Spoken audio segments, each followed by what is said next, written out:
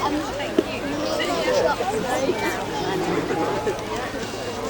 this is really something. You're seeing Roman soldiers walking into a Roman arena just as they would some 2,000 years ago. Let's give them a good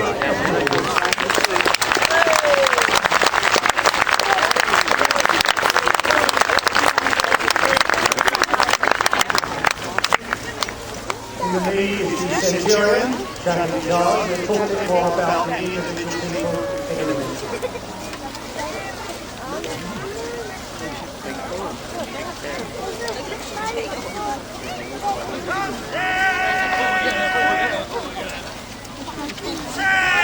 All the orders are given in Latin.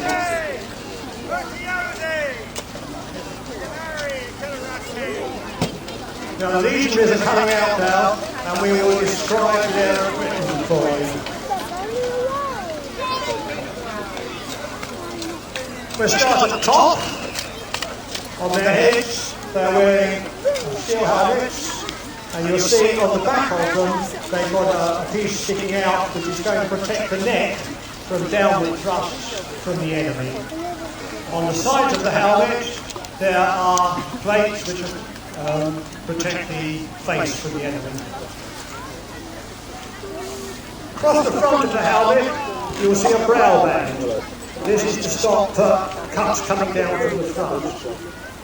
You must realise at this time the Romans were fighting people who were tending to use large two-handled swords which they brought downwards. So all the main equipment on the armour is to protect on downward thrusts. If you look at the actual armour itself, you will see that it's made of plates of armour which are called loretta segmentata, and there are heavy shoulder plates again to protect on downward thrust, and the swords would tend to slide off them. Working downwards, round the waist you will see a belt, and on the front of the belt, there are strips of metal which will tend to give some protection to the private parts. The only trouble is when you're running, they're damned uncomfortable at times. On the right-hand side of the soldier, you will see a sword. You draw the sword, soldiers.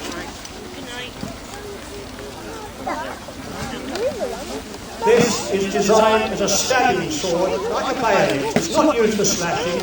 The sides would be sharp, but it's used for stabbing, thrusting for the stomach of the enemy. If you get one into the stomach, you've disabled him completely. On the right-hand side, each soldier is carrying a small dagger.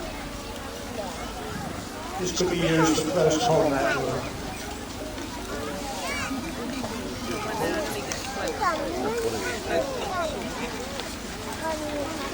The armour is worn over a woolen tunic, and to the other question is what is worn under the tunic. Well, nothing's worn, it's all in perfect working order. But no, the Romans didn't wear anything underneath the tunics.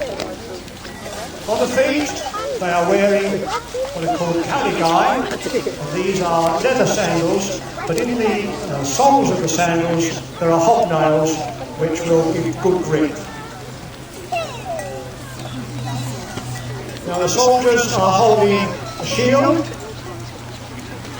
which is a curved shield, with good protection.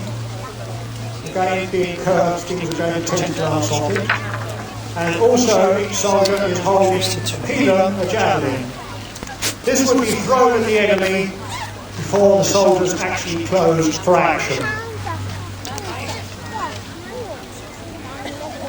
Thank you.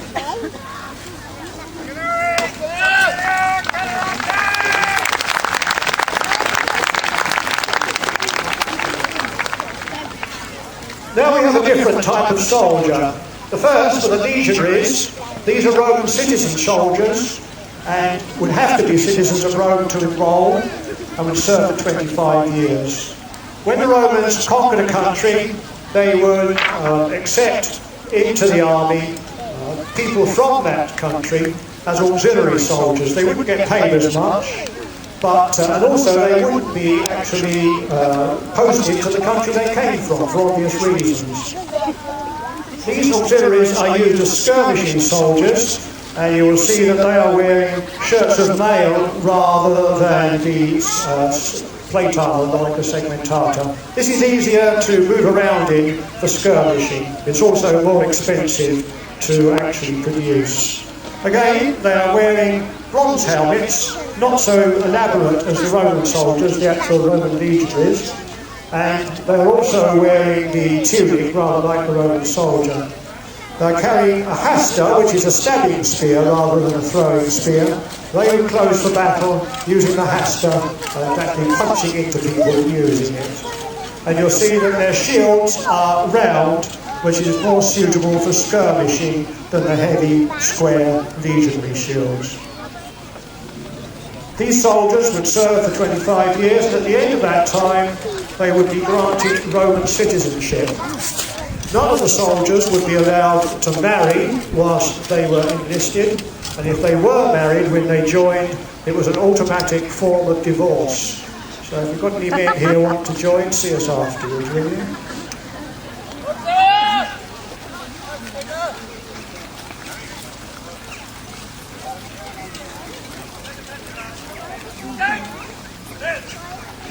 Walking around the arena now, you will see a set of legionaries carrying their marching kit. This is how they would be on the march. Their shields are covered with a leather cover, and they're carrying enough gear and equipment with them to last them for 2 or 3 days. A supply of corn and various pots and pans. You'll hear them coming from miles off. It's interesting to note that the whole weight of this gear would come out around about 80 pounds, which is about the same weight that a modern soldier would carry if he was carrying gear yonder. So things don't change that much. And carrying various bits and pieces like fencing stakes, which will be used when they set up camp, when they arrive wherever they're going.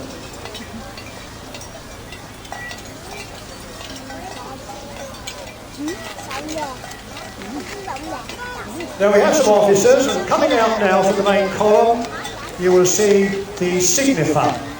He carries the signum or standard of the regiment, or the century, and you'll see that he's very elaborately dressed, and over his head he has a bear skin. All the standard bearers wore either bear skins or wolf skins.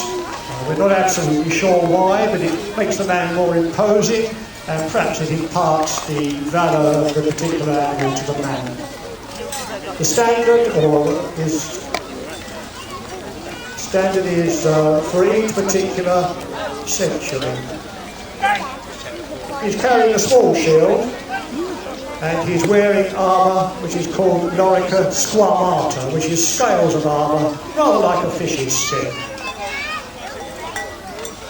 Now, he would be in charge of the savings of the men, and obviously was someone who was very important. The savings would be put into a box in the fort, and he was in charge of looking after them. Going round now, you will see the cornican. The cornican carries the cornu, and this was used to give calls in battle to direct the men.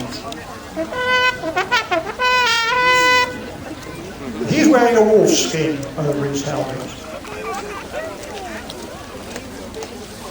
Now coming from the column, we have the vexillifer. He is carrying a vexillum, or standard, which is appropriate to this particular vexillation of men. And this is the vexillum of the 2nd Legion, Augusta, which is quite appropriate for here, because this was the actual fort for the 2nd Augustan Legion at this particular time.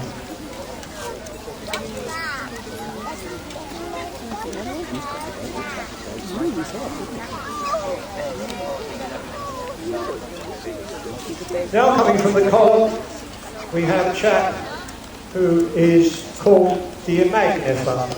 You'll see he's carrying an image, imago, of the Emperor. The Emperor couldn't be here in person. There's no postage stamps to see what he looked like. This is an image of the Emperor Vespasian, so he could be venerated by the men. If you like, he's there overlooking the men whilst they're doing their job. Again, he's wearing a wolfskin, carrying a small shield.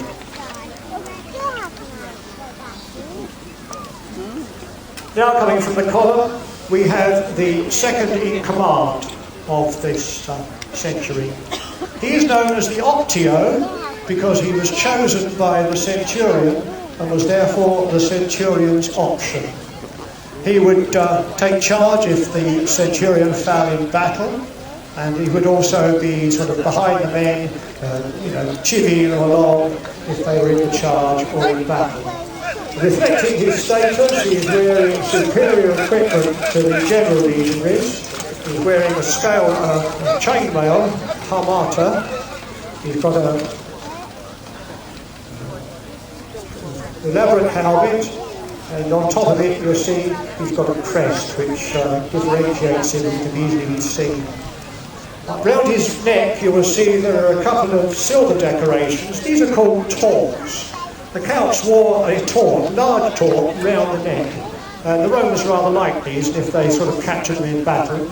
And in the end they made them rather smaller. They thought that sticking it round the neck was a symbol of slavery, but they were worn as a symbol of service, or they are given to people who've done well in battle.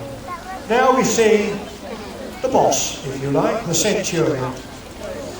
Now, very much different from the men. His crest goes from right to left, transverse across the helmet, so he can easily be seen in battle. He wears chainmail over a leather armed doublet, always wears a cloak on his left shoulder as a symbol of office, and you will see that he is carrying a vine stick. Again, as a symbol of office, but this was always used on the men for casual corporal punishment. In fact, we know the story of a centurion in Germany who was known as "Give me another." That's what the men called him, because he'd break the vine stick on the men's backs and then shout for another one. On his legs you'll see he's wearing silvered greaves, again a symbol of office. And on his chest there are a number of discs. These are thalari, and they're awarded in sets of 5, 7 and 9, and again awarded for valour or service.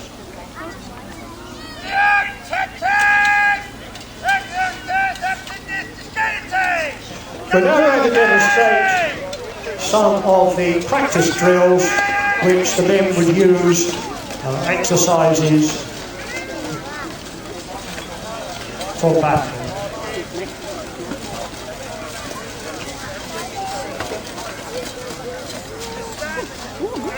One Roman writer referred to the Roman army as their drills were bloody battles and their battles bloody drills.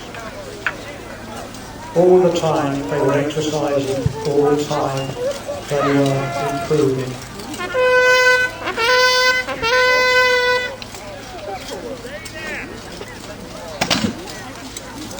Some men you will see are using wooden swords and practice shields.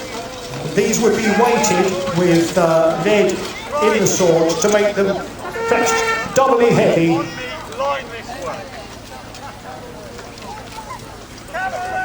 Cavalry, yep.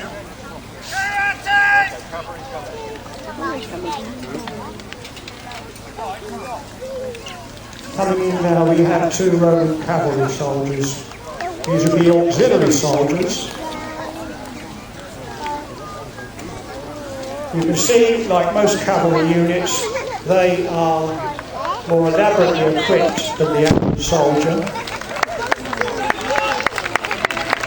Wearing mail shirts and carrying a long shield on the left-hand side which protects them down that side. Each soldier is carrying a longer sword called a sparta.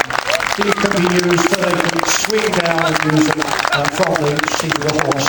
Now the horse on the inside is probably about the height of an average Roman horse at the time. The one on the outside perhaps a little bigger. Horses weren't as big as we see them now.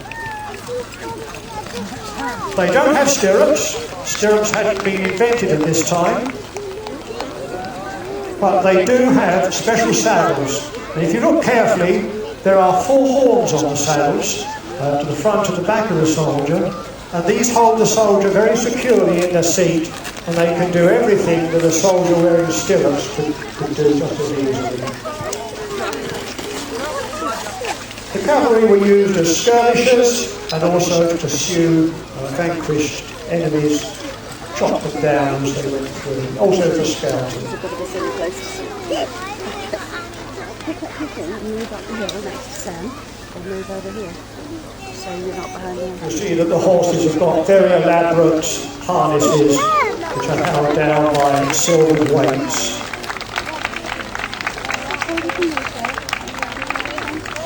Again, now carrying a steady caster like the auxiliary troops.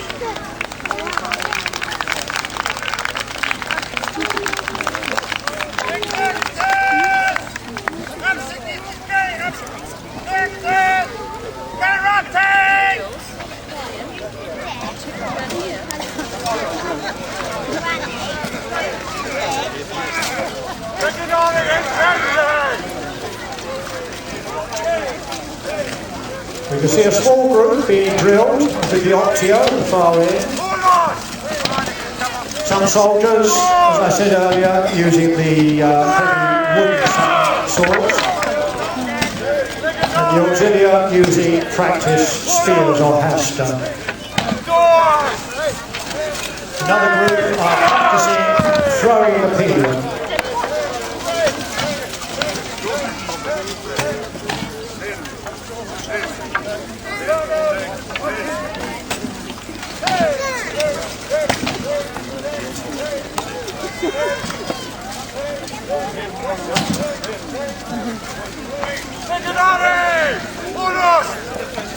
You can hear the Octio shouting, "Sin Dex, Sin Dex." This is Sinister Dexter, left, right, left, right. It is thought that the Roman army was probably the first army to actually march in step.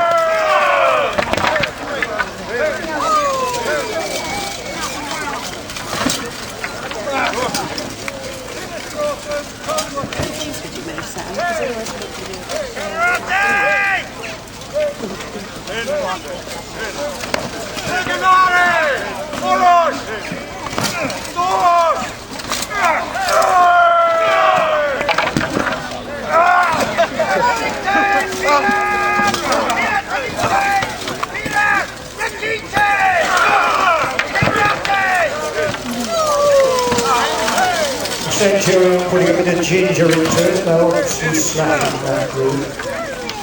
Wouldn't be surprised to see him using his vine stick on there.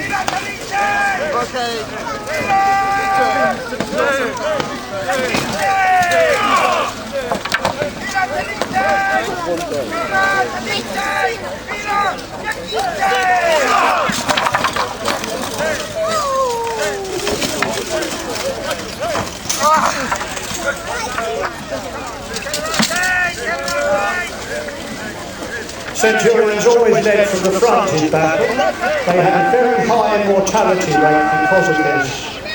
They were paid more and obviously looked up to them as much, but they were very vulnerable. Usually the Octio took over once the Centurion was killed.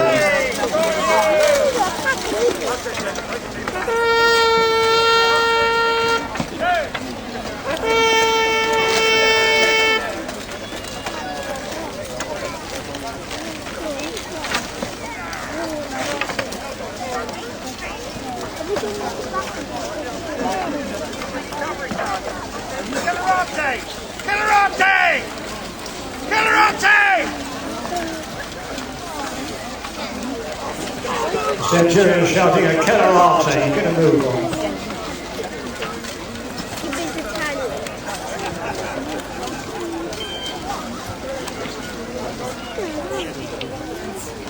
Now we're going to see some cavalry manoeuvres. Just as the men practice for battle, so the cavalry practice for battle.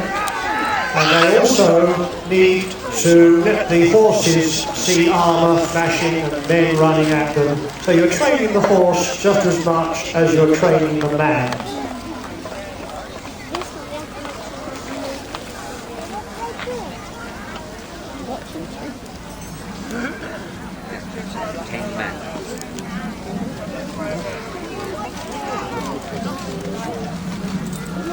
Normally they would use enemy heads on holes to work on, to practice on.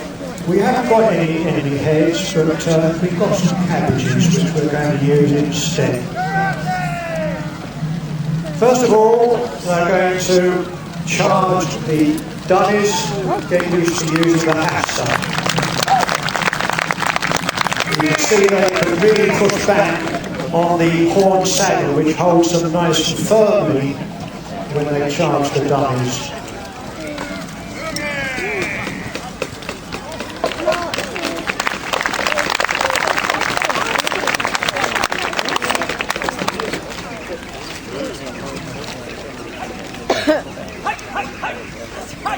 They're getting in the mood now. Well done.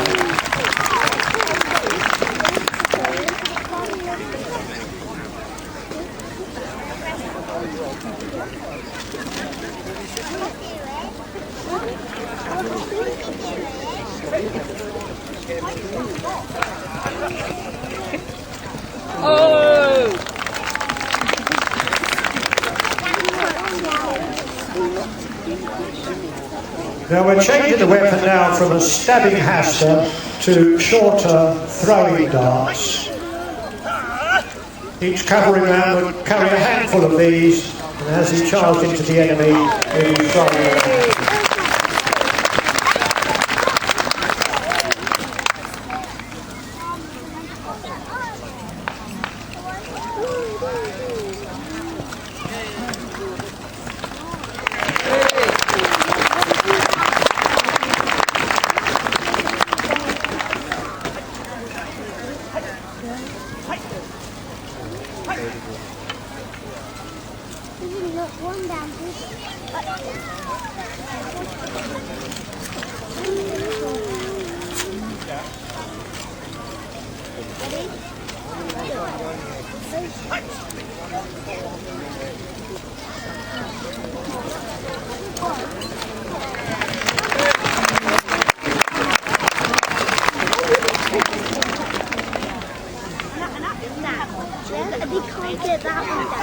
Whoa, he's got his sword.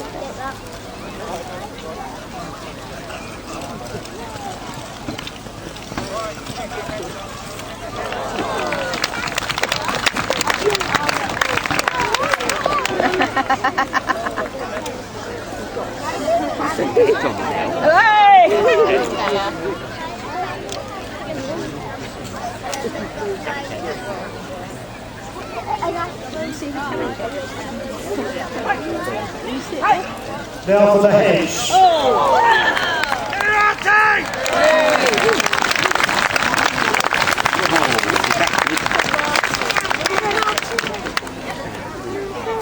Of course, as they cut them down, it gets more difficult.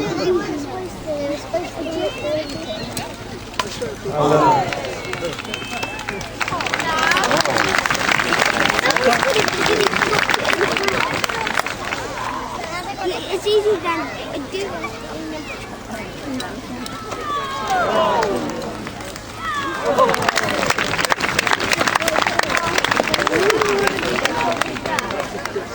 Soon run out of heads.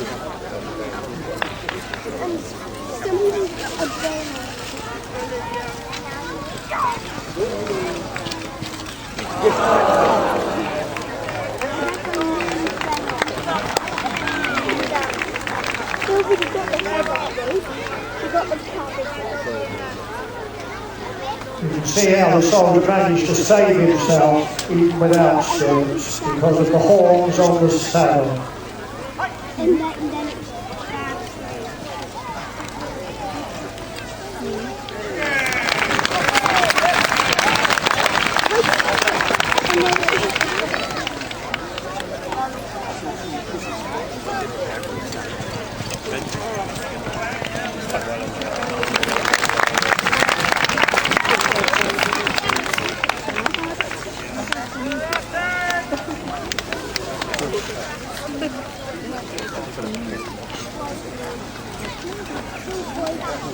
Now we have two legionary soldiers here who upset the centurion last night, so they've volunteered to be targets for the cavalry.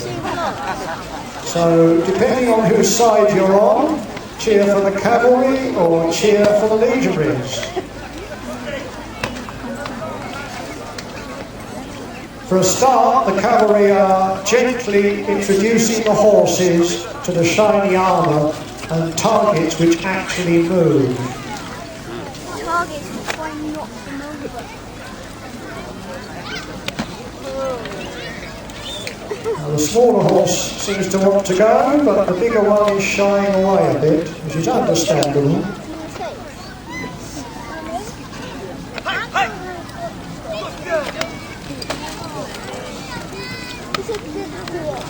The only time we've ever known the Metropolitan Police mounted contingent to actually shy was when we marched through London and the horses just didn't like us.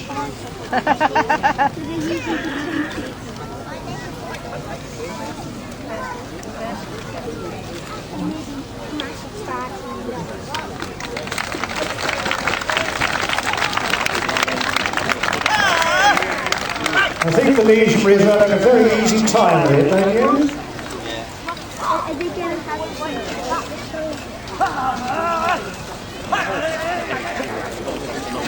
And you can see the little horses beginning to really get into the way of things now. It's beginning to realise that moving targets aren't actually going to hurt it.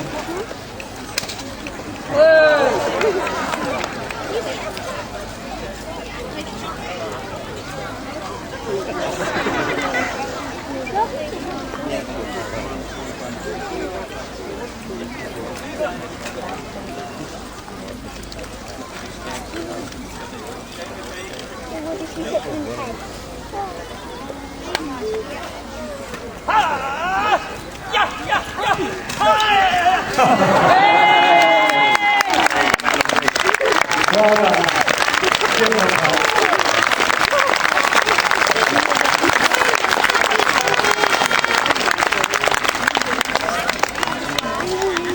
They ran away. You hear the court news summoning the men to take up their positions again.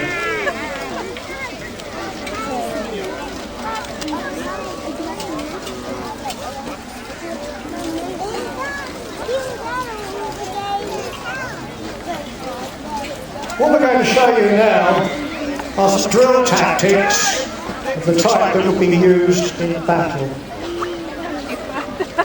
We don't have an enemy as such, but we do have a few people standing around in the entrances to the amphitheatre, I see, so perhaps we'll be using them. If you take a look around the amphitheatre, you'll see people everywhere. And it's very evocative of what the situation would have been 2,000 years ago.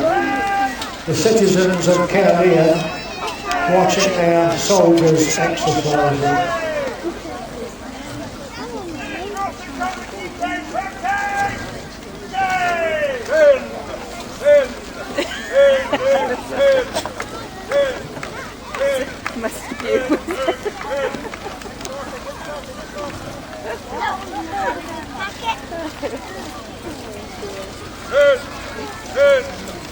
The soldiers will now be brought from squad into line out.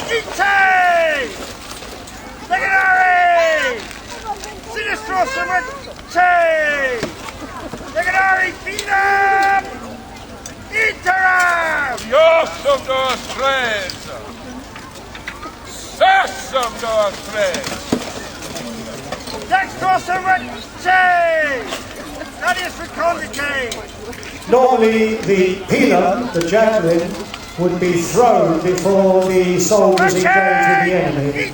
But we're going to throw them at you, that's why we've laid them down.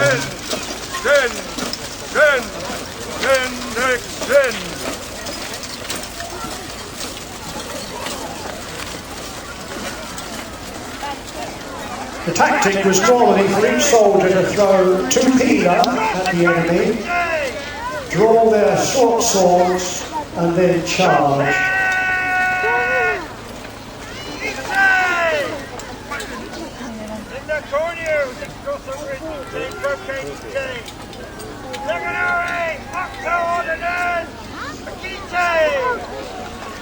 Soldiers are going into line formation.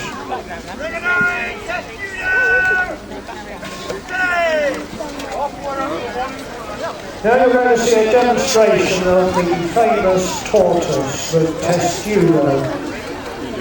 This will be used for approaching rebel forts, enemy forts, and as you can see it gives excellent protection to the men. There are stories of leading tortoises having chariots driven across the top, and they're so strong. Essential to keep in step on this. They can move towards the enemy with maximum cover. When they reach the walls or wherever it was they were going, they could then break out of formation and attack.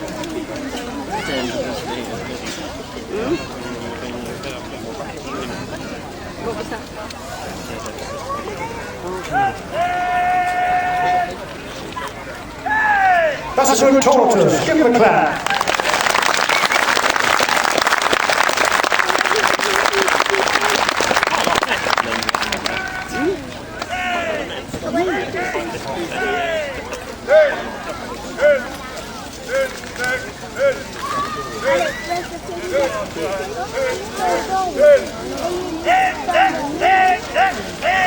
That's it, Centurion. Put some ginger into them.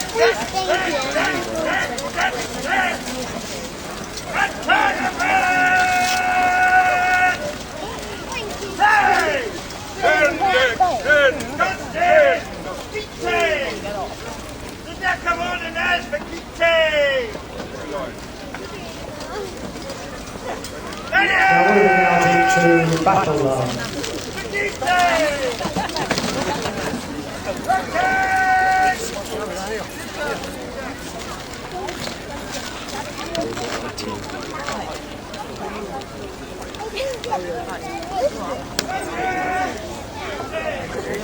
You see the soldiers have drawn their swords, the gladiators, which are poking out in front, and they've brought their shields up to the battle position. You can see how well protected they are.